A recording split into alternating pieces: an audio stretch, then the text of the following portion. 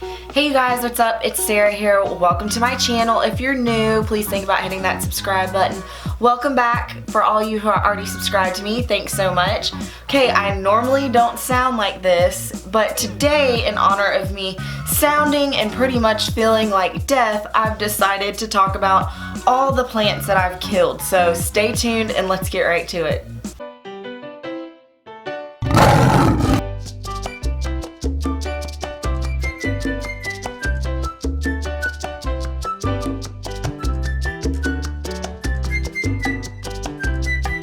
Hey you guys, so one thing that I wanted to talk about was all of the plants that I've killed, and it has been quite a few. I was wanting to put this out for Halloween, but with me being sick, I got a little bit behind, so this will go out a few days later. So, you know, I hope all you guys out there who stuffed your face with candy, you know, you're feeling all the regrets today. Luckily, we don't have to buy candy because I live out in the middle of nowhere, and we don't get trick-or-treaters, so that's a plus. So no candy for me. But you guys, I'm sure you have some belly aches out there, and you need to think about what you did.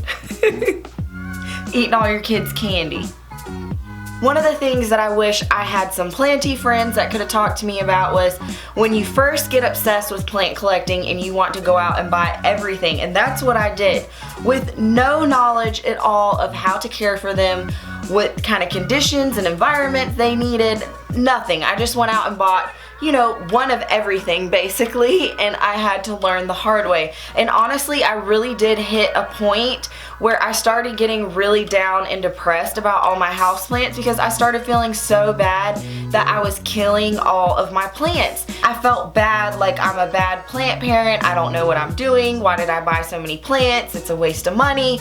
You are not alone. If you will hit a roller coaster of waves with plant collecting where you absolutely adore them and love them, and then there's moments where you hate them when you have, you know, bugs or you're killing your plants. So what I would like to say is an encouragement to you guys who are just starting out. It is part of the process. Honestly, the only way that I've learned is because I've killed quite a few plants. So with that in mind, just know, don't be buying things that are super expensive when you first start plant collecting, which I did not do. I would recommend don't buy anything that's probably over, you know, $30 or $40 for a larger plant, because if you spend a lot of money on it and you bring it home and kill it, you're gonna feel really, really bad. I wish I would have known this at the get-go to not feel so down and out about killing my plants, but also there's a whole nother side of it where it can bring you a lot of joy, and it's a really good hobby. Like I mentioned earlier, that I do live out in the middle of nowhere, and this is just a great hobby for me. I have a house that I have room for it,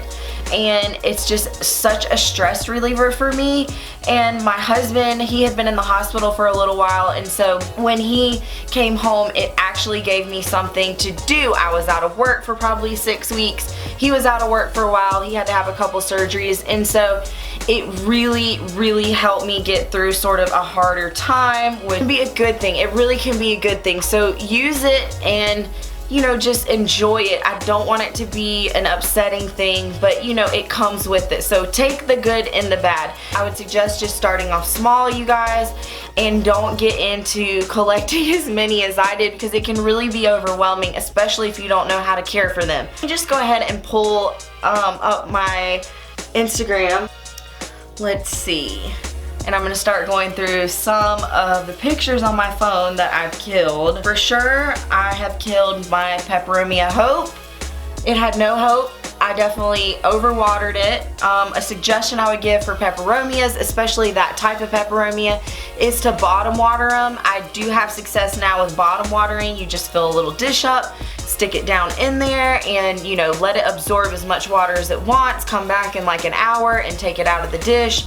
That way you're not overwatering it. A string of bananas. I do struggle with string of pearls and string of bananas. String of bananas, I would say I have no luck with at all, and I cannot give you a suggestion on that. I can keep string of pearls alive, but yes, this string of bananas I have killed. Let me see what else. Oh, okay, so I did kill this corkscrew plant.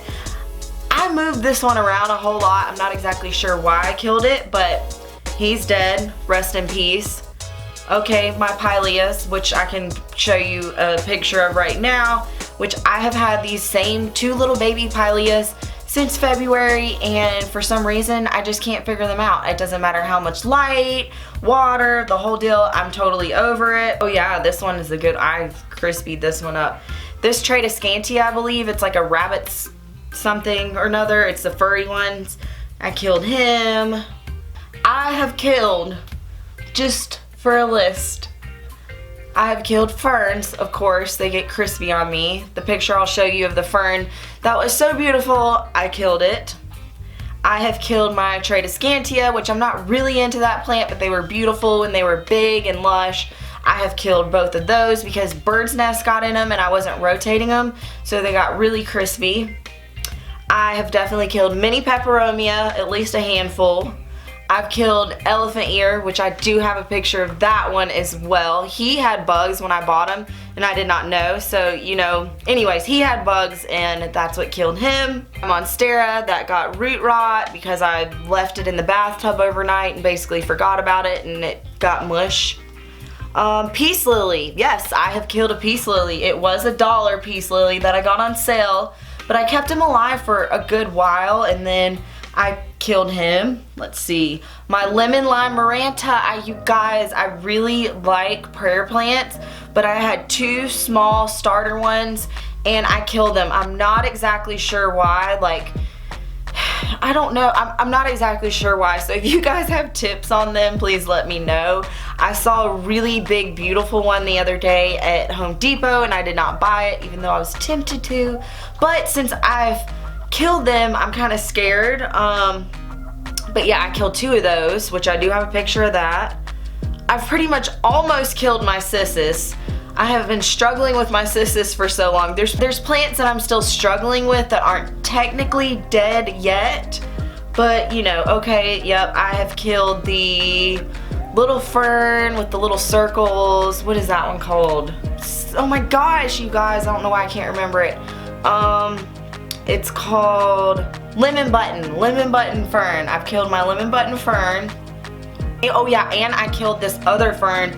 I don't know, I think I have a picture of it. I don't know what exactly type it was, but it kind of shoot off some limbs and then other limbs would branch out of it. It was really cool. I did keep that one alive for a little while, but you know, it happened. So unfortunately, your girl over here has killed quite a few plants. In the process of killing all of these plants, I have learned the signs of what my plants need, and it has really helped me become a better plant parent because of it. Okay, so one of the things that has really helped me with plant collecting is looking at your plants and understanding when they need water. We have ingrained in our brains that if we do not water our plants, that they are going to die, which in reality, it's better to underwater your plants. If you go to any big box store and you see the trays that are there of sopping plants and how sad and how dying they are, you don't want that to be your plants. So I have killed many plants, especially peperomias, from overwatering just because I wasn't sure what the signs were and didn't know what to look for. Wrinkly or droopy leaves, I usually don't water until my plant looks a little bit thirsty, the pot feels really light, and in certain plants like Hoyas, you can definitely go a lot longer without watering them until you see wrinkles on the leaves. And you can definitely tell with like your pothos or your philodendrons, they kind of curl up or they droop. That's when you water them. And honestly, do not water your plants until then. And if you are just bringing home a plant from a big box store, do not water them for a little while because I guarantee you they have overwatered the plants. I promise you, they've overwatered them. So make sure to not water your plants until they need it or until you think they need it. Another thing that was a mistake that I have made, which I killed some plants with, was I would water my plants either later in the day or at night. I killed a Monstera, not this guy's doing good, but I killed a Monstera because I put him in the shower and I hosed him down really vigorously and water just set down in the shoots, and then 2 days later the shoots were just brown mush just breaking off. So be sure that another good tip is to water your plants in the morning. Now I do water some of my plants at night, I'm not gonna lie, if that's the only time I have to do it, but make sure you're giving your plants enough sunlight and daylight that they can dry up and not just sit in sopping wet waters. I did just recently buy a moisture meter. And I'm not exactly sure if that's gonna help me or not, because I've been collecting plants this long and haven't used one. I've just either stuck my finger down in the soil or gone by what the plants look like and feel, but you just need to figure out what works for you and start off with plants that are easy, like philodendrons or pothos. Don't start off with some harder things. And I just want to give you guys encouragement. If you're new to plant collecting, don't get discouraged, because I really did get so discouraged over killing my plants, and I felt like maybe this is not a hobby that I should have because I'm killing plants and I don't know what I'm doing.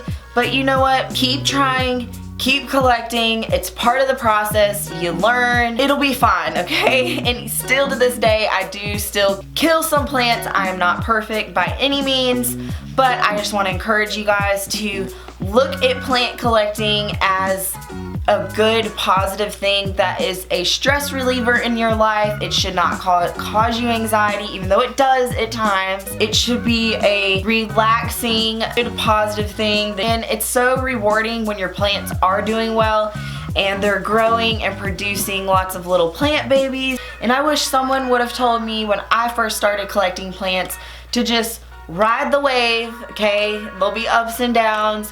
Don't get so stressed out. But it's important to watch the signs of your plants, you guys. Just watch the signs. They'll tell you what they need, okay? So anyways, thank you guys so much for watching and liking, subscribing. You guys are the best. I apologize for my voice. I'll be back at you again soon with another video. Bye. Hopefully I'll sound like a human again. Dum dum dum dum dum dum dum dum dum dum dum